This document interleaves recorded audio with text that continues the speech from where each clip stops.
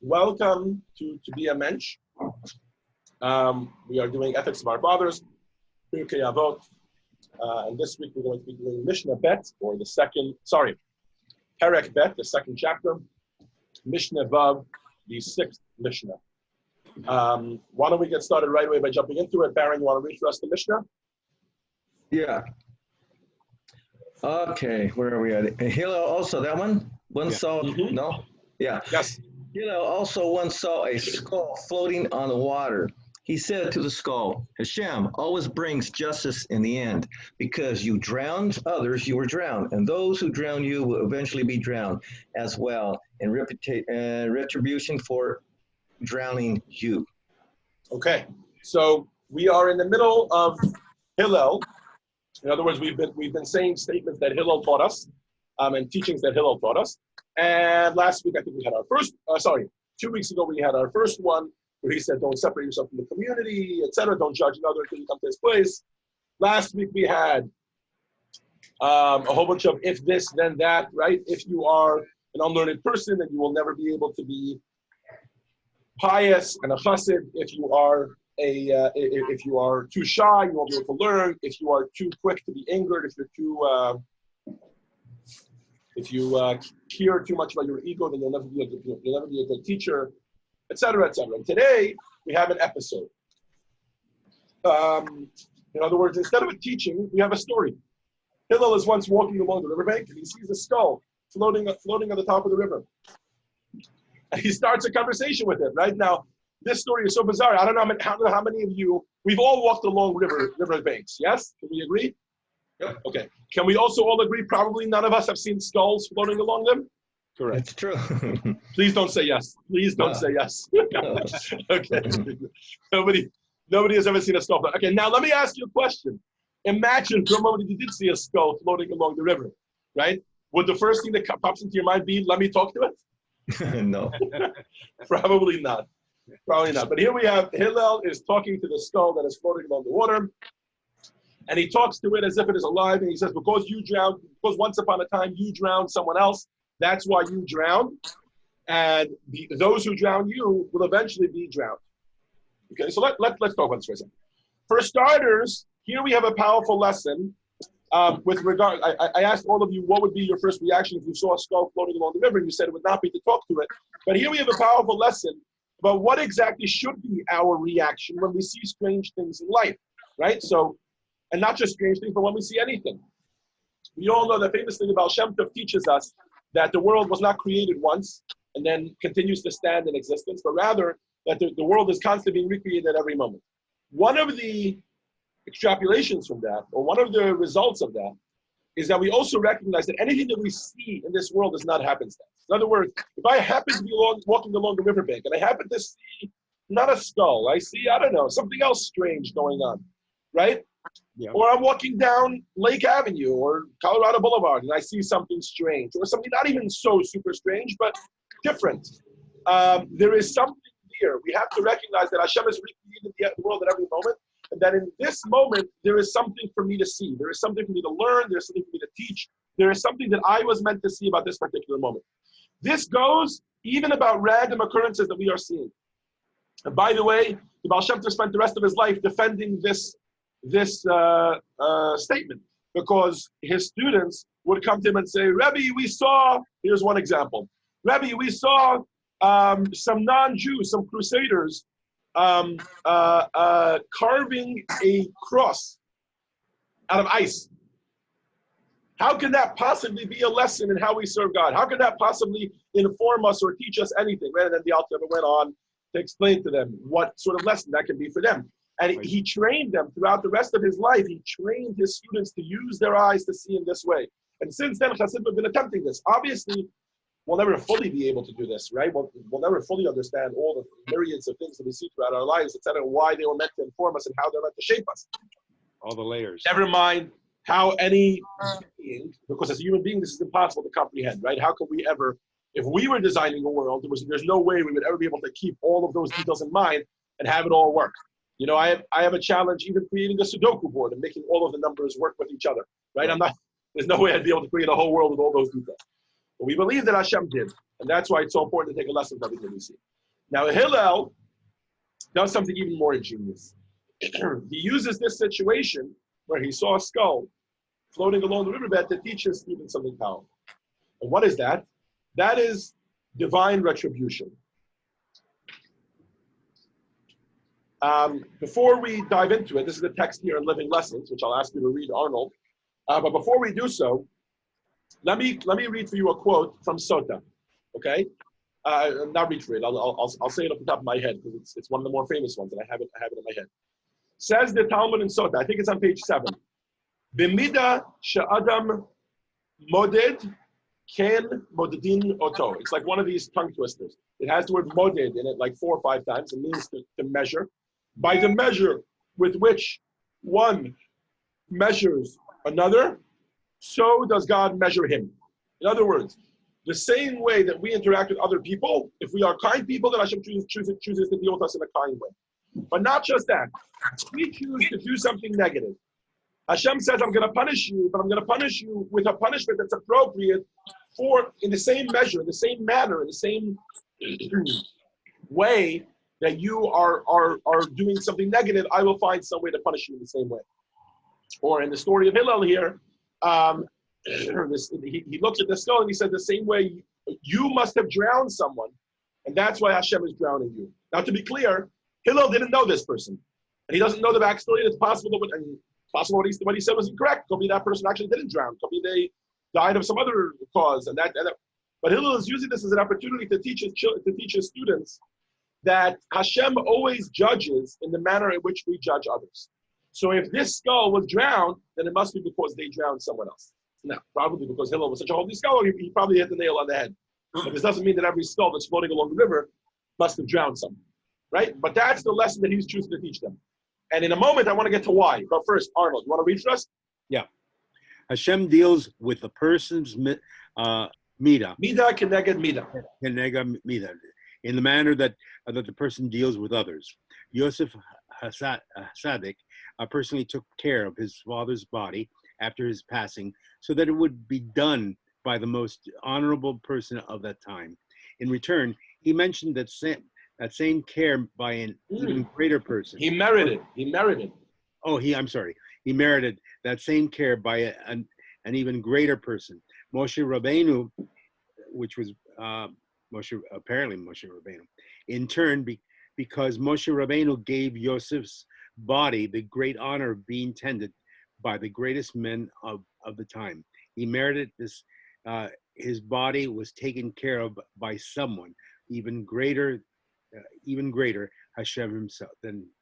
Right. So here we see this mida keneged mida going step by step by step. Right. So Yosef Atzadik, famously, Joseph passed away in Egypt before the Jewish people went into slavery. In other words, his death marked the beginning of the new king and slavery, etc. in Egypt.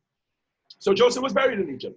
But he asked the Jewish people that when Hashem takes you out of Egypt, and that's the famous prophecy that they had, that they're going to make it out of Egypt, he said, Pako yifkod Hashem, that's Hashem will remember you. And when you do, please remember me, and raise my bones from here, bring them up to Eretz Yisrael. I want to be buried in the land of Israel. Right. And so they did. The Jewish people left Egypt, as we know. They carried Joseph's bones. Joseph's tomb went with them. They carried the coffin all the way up to Israel, and they buried him in the land of Israel. Now, who attended to this matter was Moshe Rabbeinu himself. It was Moses himself. He made sure. We're actually told there was a little bit of difficulty because Moses, they had taken Joseph's body and sunken it down to the bottom of the Nile River, because remember that the Egyptians revere Joseph, and they felt that the Nile was worthy of worship. So they figured, let's bury him at the bottom of the Nile. They gave him a what do they call it? Like a sailor's burial, like what they call it, buried at sea, whatever, right? And that's how Joseph was buried. And when it came to bringing Joseph back up to the land of Israel, they had a little of an issue because they couldn't find him exactly where he was. And what are they going to send? Deep sea divers to go down along the whole Nile bed to go find him? So instead, Moshe Rabbeinu, they called Moshe Rabbeinu helped out. He carved out the words Alei Shor, which means rise up, ox. Joseph is famously compared to an ox in his blessings from his father Jacob. And the bones of Joseph floated up to the top, and then they were able to take him. This plate ended up being a source of a lot of conflict, because then when the Jewish people sinned with the golden calf, that's how that happened. In other words, the Jewish people were just taking their gold and throwing it into a fire, hoping that something will happen. And then one of the Erev Rav, in other words, one of those who left Egypt but weren't fully sold on Judaism yet. In other words, they came out of Egypt together with Jews and they had kind of converted, but they weren't fully sold on Judaism.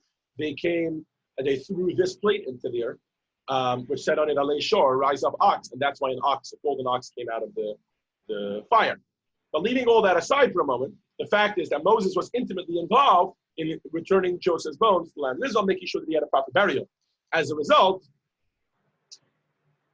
we forgot to take it a step back, right? Why did Joseph merit that Moses should be involved in his burial? Because he had been personally involved in his father's burial, making sure that the whole entourage went up out of Egypt and that Jacob was buried in the land of Israel. So as a result, Moses took care of his burial. Because Moses took care of Joseph's burial, Hashem himself merited to bury. Moses merited that Hashem himself buried him. So here we see at play this very strong point of midah keneged midah. In other words, that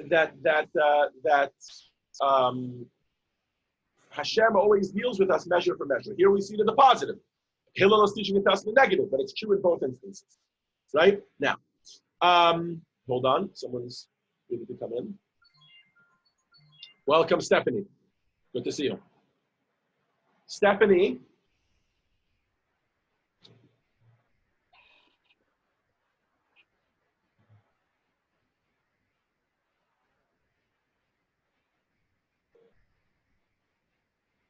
I don't know. Stephanie, can you hear us?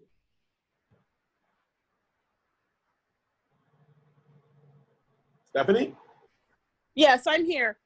Sorry, I just wanted to make sure, are you getting the text alerts for the classes? I think not, because I don't know if I have your number. You want to? No, I'm not. I will email that to you. Perfect. If you can email me your number like that, you'll get the text alerts like half an hour before the classes start throughout the week. I've started that just as a convenience. I know a lot of people remember about classes halfway through, etc. And then if it works for you, you come. If not, you won't be able to make it. Okay. Oh, and look, someone else is here as well. Oh, welcome, Elise. Okay. So we were talking about how God, in his punishment and in his reward, always deals with us measure for measure, the same way that we deal with others, same actions that we do. Hashem chooses to deal with us in the same manner. Now, let's get to why Hillel would choose to teach it to us specifically in this manner. In other words, we just came off of a host of Hillel teachings, and all of them are Hu Haya Omer. Hillel used to say, and those were wonderful things that Hillel taught us. Why is it that this particular teaching of all, Hillel chooses to teach us in a way of telling us this story? Oh, he saw something happening, and he decided to tell his students, here's something, let me talk to the skull, then you'll know this concept of midah keneged midah, right? The Gemara in Sota tells it us just as a statement, right? The Talmud just tells it us as a statement. The way that a person measures others, so does Hashem measure him. Why couldn't Hillel have chosen to do it that way? So I think it was the Medrash Shmuel,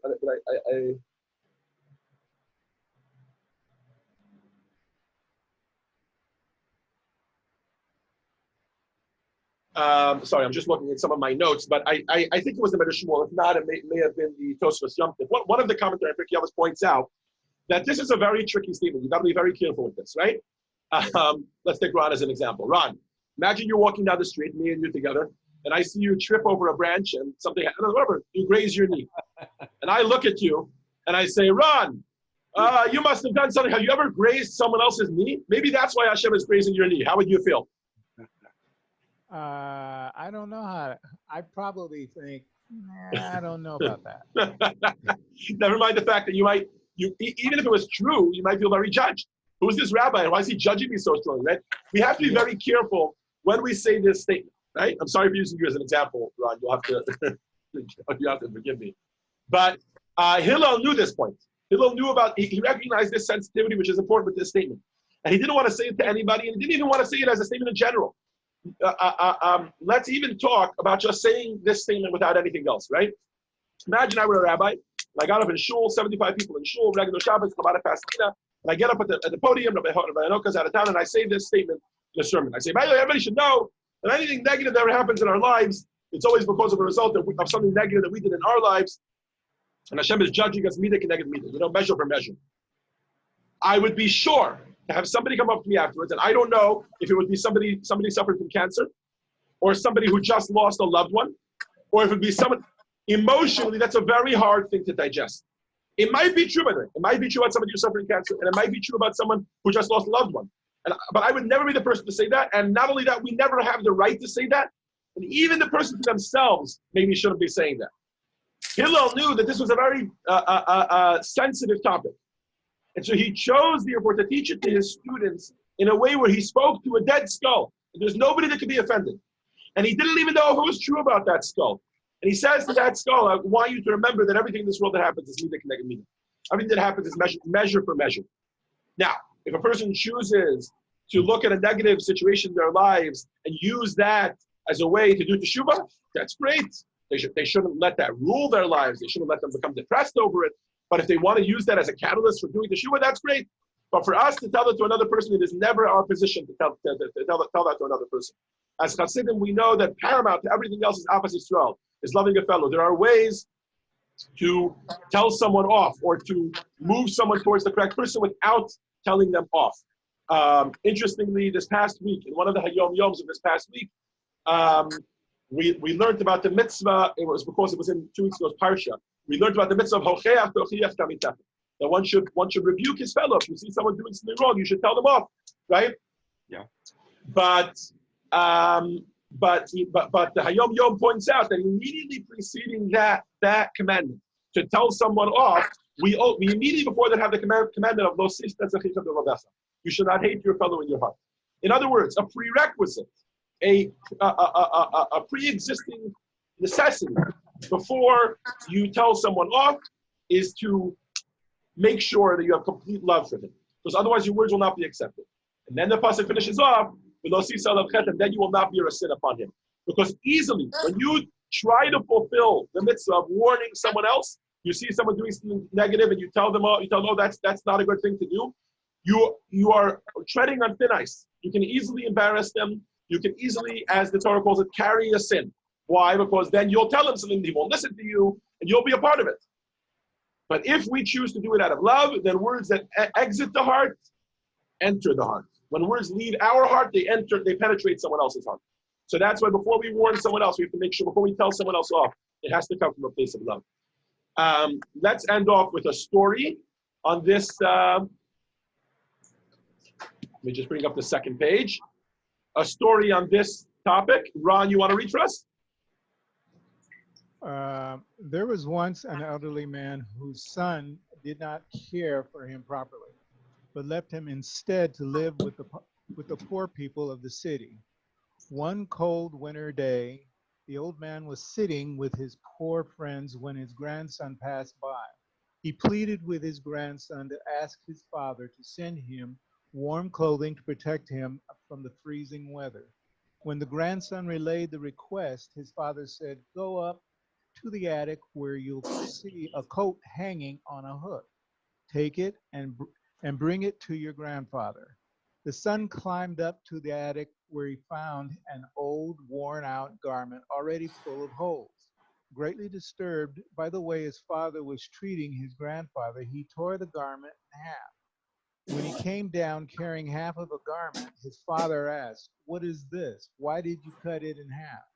The son answered, "I'm saving the other half for you when you'll be an old man, and I'll send you to live on the street." The father recognized his terrible mistake and ran to his father to beg him forgiveness and bring him back home. Okay. Wow. So that's a powerful story. That's from the Ben Yehoyada. He's a commentator on the Talmud of Metzia. So just driving home the point of sometimes we need to see ourselves in the mirror. In other words, by the way, I just want to remind you that this is the same Hillel who says, "Madalach sani l'chavrach lo sabi." What is hateful to you, you should not do to another.